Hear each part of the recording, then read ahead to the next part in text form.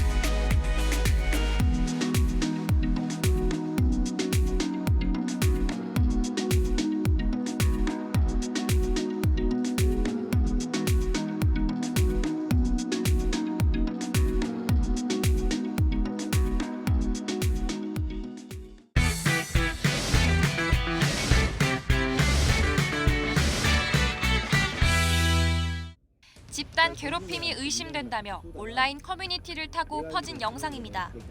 한 남학생이 또래 학생의 목을 조릅니다. 그 옆 담배를 피우던 여학생은 목이 졸린 학생의 중요 신체 부위 쪽으로 손을 갖다 댑니다. 나머지 학생들은 상황을 지켜보고만 있고 피해 학생은 바닥에 쓰러집니다. 경찰은 시민의 신고를 받고 현장에 출동했고 근처에 있던 가해 학생을 찾았습니다. 친구도 안 돼. 어떤 인상착의 얘기 듣고 나서 주변을 둘러봤더니 그 비슷한 애가 있어가지고 가해 학생들은 장난이었다고 경찰에 진술한 거로 알려졌습니다. 중학교 1학년인 피해자는 가해자들과 평소 알고 지내던 동네 선후배 사이로 전해졌습니다. 경찰은 사안의 심각성을 고려해 피해자 부모에게 사실을 알리고 가해 학생들에게 폭행과 추행 혐의 등을 적용할 수 있을지 들여다보고 있다고 밝혔습니다. YTN 김다연입니다. 50대 남성이 편의점에 들어서더니 물건을 주문합니다. 종업원이 돌아앉아 물건을 찾는 순간 남성은 흉기로 종업원을 위협하고 현금과 휴대전화를 빼앗아 달아납니다. 신고를 받고 출동한 경찰의 추격전이 시작됩니다. CCTV로 차량 번호를 특정한 다음 인근 도로의 CCTV 영상을 샅샅이 뒤졌습니다. 주변 CCTV를 분석을 해서 도주 방향을 확인한 후에 112 지령실에서 우리 경남 전체에다 수배 조치를 창녕에서 창원까지 30여 킬로미터나 달아났지만 결국 붙잡혔습니다. 범행이 있은 지 1시간도 안 됐습니다. 창녕은 물론 인근의 밀양, 창원 등 3개 경찰서가 관할 안 따지고 공조한 덕분입니다. 검거할 때도 단속 경찰관의 기지가 한몫했습니다. 경찰은 범인이 교통법규를 위반해서 차를 세운 것처럼 접근했습니다. 도심 한복판의 교차로에서 도주하려다가 자칫 사고로 이어질 수도 있었기 때문입니다. 좌회전을 해가버리면은 조금 더 큰 위험이 따를 것 같아서 제가 사이카를 가로막고 자연스럽게 그냥 법규 위반 내용으로 단속을 했어요. 경찰은 이 남성에게 특수강도 혐의를 적용하고 검찰에 사건을 넘겼습니다. YTN 박종혁입니다. 도심을 가로지르는 하천. 구급대원이 물가 옆 보행로에 쓰러진 초등학생의 상태를 살핍니다. 괜찮아? 물 많이 먹은 것 같아? 잠시 뒤 물가에 쓰러진 다른 초등학생을 들것으로 옮깁니다. 뒤에! 평가했을 때 아이 한 명은 비강출혈에 호흡곤란이 있는 상황이에요. 구하지 않았었다면 아이들 목숨은 보장하지 못할 정도로 아마 위험한 상황. 초등학생 3명이 물에 빠졌다는 신고가 접수된 건 오후 6시 20분쯤. 119 구조대가 도착하기 전 아이들을 물 밖으로 구한 사람은 46살 이동규 씨. 자전거를 타고 근처를 지나다 물에 빠진 모습을 목격하고 곧바로 물에 뛰어들었습니다. 때문에 한 명, 2명 할 때는 괜찮은데 3명째 할 때는 저도 이제 체력이 떨어져가지고 뭐 많이 힘들다. 뭐 이러다 나도 잘못되는 거 아닌가 이런 생각도 들기도 했습니다. 수영을 취미로 한 지 10년이 됐다는 이 씨. 아이들을 한 번에 구하기는 쉽진 않았지만 5분 만에 전원 무사히 구해냈습니다. 최초 신고를 한 65살 정호식 씨도 구조에 힘을 보탰습니다. 일어서지를 못하니까 아는 완전 처지가지고 완전 그 숨도 안 쉬고 있는 상황이고 그 중간에서 좌우지간 그 애를 보듬고 있길래 내가 쫓아 들어가서 그 애도 끄잡아내고 그래. 구조된 아이는 8살과 9살 형제와 12살 동네 형으로 3명 모두 건강한 것으로 알려졌습니다. 비슷한 상황이 벌어지면 주저없이 또다시 물에 뛰어들겠다는 이 씨. 10년 전 바다에 빠져 사람이 숨지는데도 아무런 도움을 주지 못한 것을 자책해 시작한 수영이 소중한 생명을 살리는 선한 행동으로 이어졌습니다. 오랜 시간 잘 버텨줬고 그래도 다 건강하게 아무 문제 없다니까 참 고맙게 생각합니다. YTN 오태인입니다. 한 해 200만 명이 넘는 피서객이 찾는 강원도 양양 낙산 해수욕장. 피서객들이 해변을 따라 설치된 출입 통제선을 넘어 해수욕장으로 향합니다. 출입구가 아니다 보니 발열 체크는 물론 방문자 등록도 이루어지지 않습니다. 다 그냥 넘어가죠. 넘어가는데 강제성이 있어요. 당신이 이제 오라고 와? 그렇게 맞으려고. 그렇다면 출입구는 제대로 운영되고 있을까? 개장한 지 나흘이나 지났지만 관리 인력조차 배치하지 않은 겁니다. 비 올 걸로 생각해갖고 좀 여유가 있다고 생각했는데 갑자기 날이 좋아지면서 여러 가지 준비가 조금 지금 현재 부족한 상태고 인근 해수욕장 역시 방역 관리가 허술하기는 마찬가지입니다. 물 밖에서는 마스크를 착용해야 하지만 백사장에는 마스크를 쓴 사람보다 쓰지 않은 사람이 더 많습니다. 적어도 백사장에 있을 때는 마스크를 좀 끼고 있었으면 좋겠다는 생각이 드는 것 같아요. 강원도는 이달 말까지 사회적 거리 두기를 2단계로 올렸습니다. 하지만 수도권의 거리 두기 4단계 격상에 휴가철까지 겹쳐 비수도권으로 몰리는 이른바 풍선 효과가 우려되는 상황. 해수욕장 방역망의 빈틈으로 전국적인 확산세가 더 거세지는 것은 아닐까 불안감이 커지고 있습니다. YTN 송세혁입니다.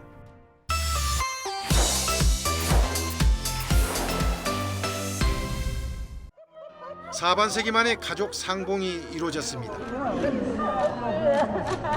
집 앞에서 2살배기 아들을 유괴당한 지 24년 만입니다. 산동성에서 잃어버린 아들은 유괴된 이후 인근 허난성에서 줄곧 살았습니다. 유전자 검사 덕분에 찾을 수 있었습니다. 集中比对会战期间，专家们勇于创新，克服儿童失踪被拐时体貌特征与长大后差别较大的障碍。 아버지 51살 고강탕 씨는 1997년 인신매매단에 의해 유괴된 아들을 찾기 위해 오토바이에 몸을 싣고 중국 전역을 돌아다녔습니다. 아들의 사진이 인쇄된 깃발을 달고 하루도 쉬지 않고 달리며 중국 전역 실종 아동센터에 들려 유전자 검사지를 전달했습니다. 오토바이로 이동한 거리만 50만 킬로미터가 넘었습니다. 그 사이 폐차한 오토바이는 10대에 달합니다. 所以也就是从97年年底，我就开始这样找了。 고 씨의 이런 사연은 지난 2015년 류더화가 주인공을 맡은 영화 잃어버린 아이들로도 제작돼 중국의 어린이 인신매매 현실을 알리는 계기가 됐습니다. 也还要跟公安机关多年的努力致敬。在此，我呼吁所有的朋友跟我一起支持反拐工作。 고 씨의 아들을 유괴한 남녀 2명은 경찰에 붙잡혔습니다. 중국에서는 2015년 한 해에만 2만 명의 어린이가 유괴될 정도로 심각한 사회 문제가 됐으며 유괴된 아이들은 국내로 입양되거나 멀리 떨어진 지역의 공장 등에서 열악한 노동에 시달리고 있다고 BBC는 보도했습니다. YTN 최문석입니다.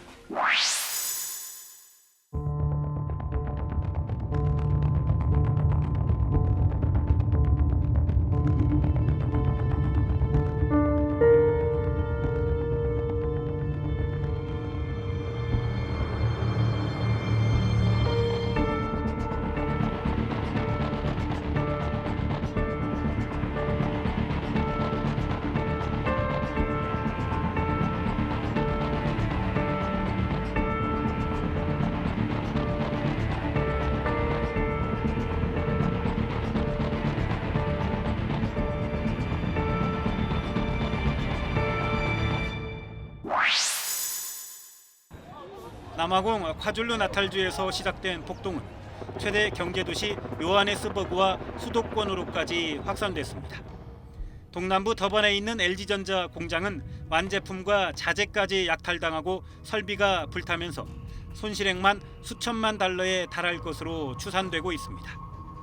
삼성도 피해를 봤습니다. 삼성 관계자는 콰줄루 나탈주에 있는 물류창고에 약탈 피해가 발생한 것으로 안다면서 치안 부재로 현장 접근 자체가 어려워 아직 정확한 피해 규모는 파악하기 어렵다고 말했습니다. 가발 공장 등 다른 교민들의 사업체들도 잇따라 약탈당한 것으로 보고됐습니다. 남아공 콰줄루 나탈주에서 발생한 대규모 폭동 및 약탈 행위가 남아공 경제 행정의 중심인 하우텐주로 확산되고 있는 상황입니다. 더반 한인회는 상당 기간 생필품 공급에도 차질이 빚어질 것으로 보인다면서 당장 먹을 것이 떨어졌지만 치안 불안 때문에 외출하기도 어렵다고 호소했습니다. 우리 대사관에서는 현지 한인회, 진출 기업 등과 긴밀히 연락하면서 우리 국민들의 신변 안전 및 피해 최소화를 위해 최대한 노력 중입니다. 이번 폭동 사태는 부정부패 혐의를 받아오던 주마 전 대통령이 지난 8일 구금되면서 시작됐습니다. 여기에 델타 변이 확산으로 정부가 코로나 봉쇄 조치를 강화하자 불만이 쌓였던 시민들이 가세했습니다. 남아공 정부는 경찰 병력만으로는 사태를 진정시키기 어렵다고 보고 군 병력을 배치해 폭동에 대처하고 있습니다. 이 과정에서 인명 피해도 속출하고 있습니다. YTN 강성욱입니다.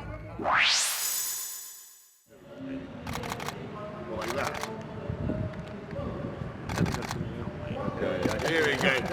Come on, England. How's that?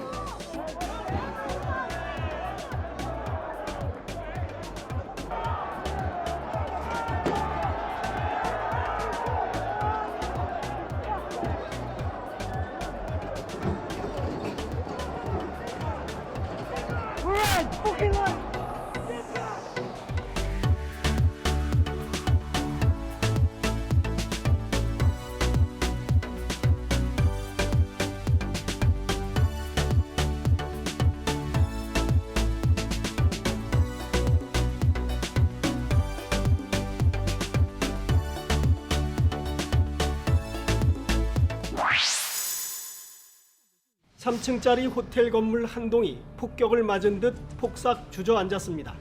비스듬히 내려앉은 파란색 지붕 앞쪽 곳곳에서 구조대원들이 생존자를 찾고 있습니다. 붕괴한 건물은 중국 장쑤성 수저우시에 있는 스지 카이위안 호텔.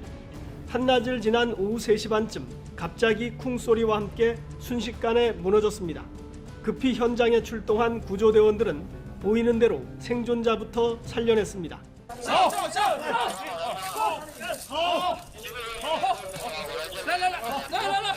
사고 당시 호텔 안에 있었던 사람은 투숙객과 직원 등 모두 23명. 이 가운데 6명이 구조가 돼 목숨을 건졌습니다.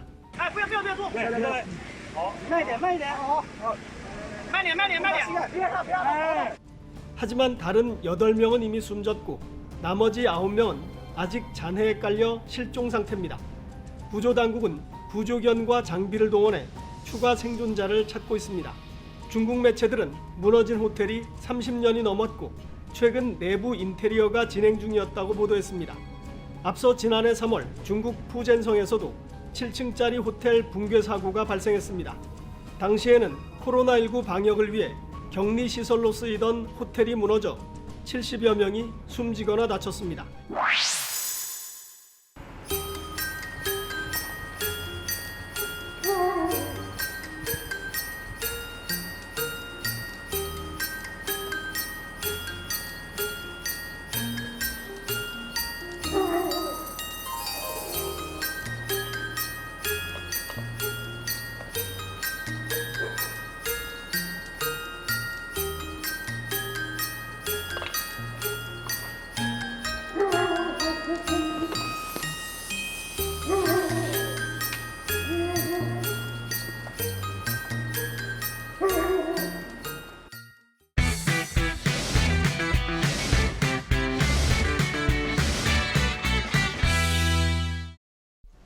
강남의 한 백화점의 반디앤 루니스 매장.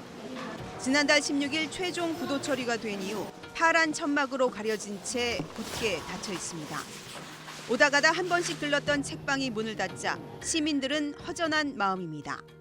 이제 여러 가지로 책을 이제 다양하게 접할 수 없어서 그게 제일 아쉽고, 온라인으로 서적을 구매해야 되니까 이제 자기가 이제 사고 싶은 책들을 미리 살펴볼 수 없어서. 서울문고의 반디앤 루니스는 교보 영풍문고에 이어 오프라인 대형 서점 3위입니다. 서열은 세 번째지만 접근성이 좋아 동네 책방 역할을 톡톡히 해왔습니다. 하지만 코로나19로 온라인 판매가 늘고 매장 손님이 급감하며 결국 문을 닫았습니다. 서점에 가서 이 책도 들춰보고 저 책도 들춰보고 그랬던 어떤 문화적으로 향유할 수 있었던 체험할 수 있는 공간이 이제는 없어지는 게 아닌가라는 걱정이 많이 듭니다.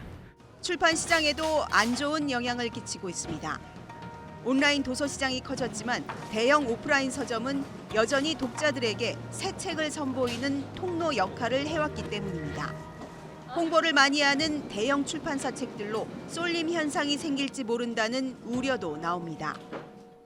소수의 취향을 만족시키기 위한 책들이 아주 다양하게 나올수록 책은 굉장히 책 문화는 굉장히 건강해지는데요. 그러니까 그런 건강한 책 문화가 망가지는 어떤 그런 원인이 될 가능성이 높죠.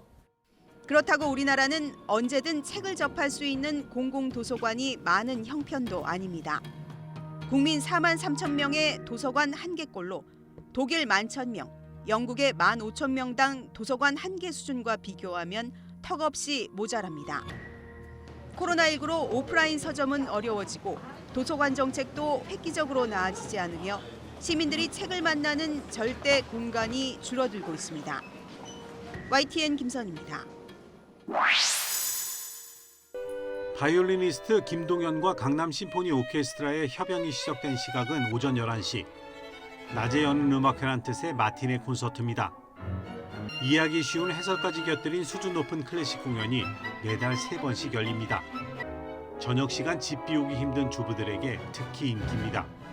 우리들 주부들이 와서 볼 수 있는 이런 시간이 있어서 너무 좋은 것 같아요. 낮에 오는 게 주부로서 좋고 또 해설이 있거든요, 이거는.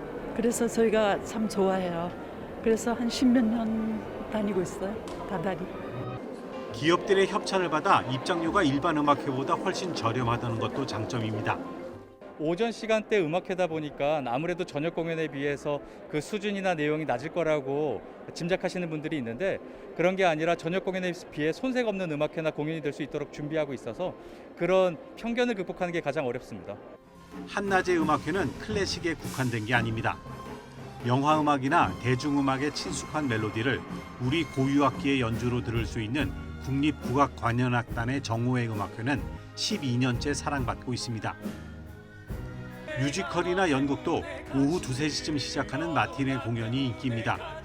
주로 주말에만 2번 공연하던 것을 평일 마티네 공연을 늘리며 선택의 폭을 넓히고 있습니다.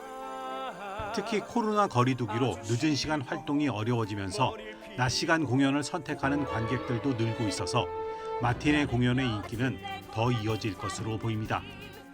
YTN 기정훈입니다. 빌보드 핫백에서 7주 연속 1위를 지킨 곡은 한 해에 많아야 서너 곡이 전부입니다. 최근 4년 동안의 차트만 봐도 드레이크, 릴 낙스엑스 등 유명한 팝 가수들의 곡이 올랐을 뿐입니다. 또 버터처럼 1위로 데뷔한 곡 가운데 7주 연속 이상 정상을 지킨 곡은 8곡에 불과합니다. 버터는 7주째에도 여전히 압도적인 다운로드량을 유지했고 라디오 청취자도 늘면서 대중적인 인기를 자랑했습니다. 미국 대중뿐만이 아니라 미국 대중음악을 좋아했었던 사람이라면 누구나 좀 일종의 노스텔지어를 가지고 있는 히트곡이 될 수 있는 잠재력을 가지고 있는 곡이라고 생각을 하거든요. 지난 금요일 발매한 신곡 퍼미션 투 댄스의 순위는 다음 주 발표됩니다.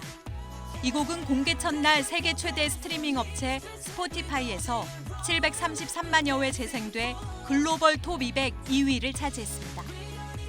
미국 음악 잡지 롤링스톤지는 듣는 사람도 춤추게 하는 음악이라고 평했고 영국 잡지 NME는 BTS가 서머 히트송 제왕으로서 입지를 굳건히 했다고 말했습니다. BTS 노랫말에 언급된 전설적인 가수 엘튼 존은 SNS를 통해 노랫말에 화답하기도 했습니다.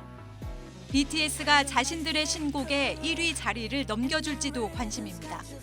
다만 함께 신곡을 낸 쟁쟁한 팝 가수들이 있어서 쉽지만은 않습니다. 북미 힙합계 뜨거운 신인 더 키드 라로이가 저스틴 비버와 함께 경쾌한 신곡을 냈고 그래미에서 돌풍을 일으킨 빌리 아일리시도 신곡을 선보였습니다. 대표적인 음원 강자 포스트 말론도 2년 만에 힙합곡으로 돌아왔습니다. 올여름 빌보드를 강타한 BTS의 열풍이 어디까지 이어질지 주목됩니다. YTN 김혜은입니다.